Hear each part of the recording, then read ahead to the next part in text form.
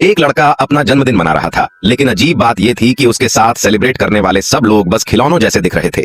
उसकी गर्लफ्रेंड भले ही सामान्य दिखती थी, लेकिन वो भी कभी कभी झपकने लगती थी मानो वो असली ही ना हो। अचानक उसके सारे दोस्त एकदम से स्थिर हो गए। एवन ने अपनी पेशानी पर लगे बटन को दबाया, जिस पर बैटरी सिर्फ 12% दिख रही थी।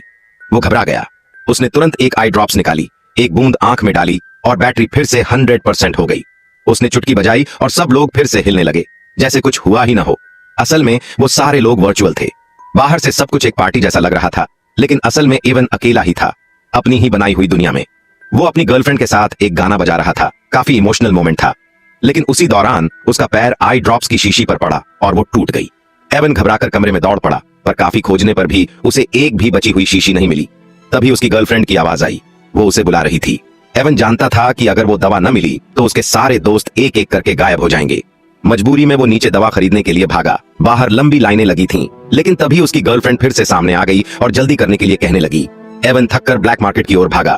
ब्लैक मार्केट में कीमतें बहुत ज्यादा थी, नॉर्मल से 5 गुना, लेकिन अपने वर्चुअल दोस्तों को जिंदा रखने के लिए एवन ने बिना सोचे समझे एक डोज खरीद ली। उसने जैसे ही आई ड्रॉप्स डाली, उसके दोस्त फिर से जिंदा हो उठे। लेकिन उसी वक्त एक अजीब सा भिखारी सामने आया। उसकी आंखों में एक अलग ही चमक थी। उसके सिर पर भी बटन था, जो अब लाल हो चुका था, यानी उसकी बैटरी भी खत्म होने वाली थी। पहले तो एवन को लगा कि वो भी दवा खरीदने आया है, लेकिन अचानक वो एवन पर झपट पड़ा। असल में वो उसका बटन छीनना चाहता था। दोनों में जमकर झगड़ा हुआ, लेकिन एवन हारने लगा। भिखारी ने उसे जमीन पर गिराया और उसके सिर से बटन निकाल लिया। जैसे ही बटन हटा, एवन के सारे दोस्त गायब हो गए।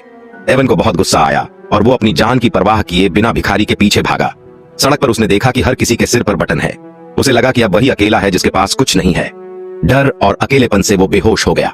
अगली सुबह जब वो शीशे के सामने खड़ा था और अपना चेहरा धो रहा था, उसने देखा कि उसके सिर पर एक नया बटन लग चुका है और इस बार उसके चेहरे पर एक संतुष्ट मुस्कान थी।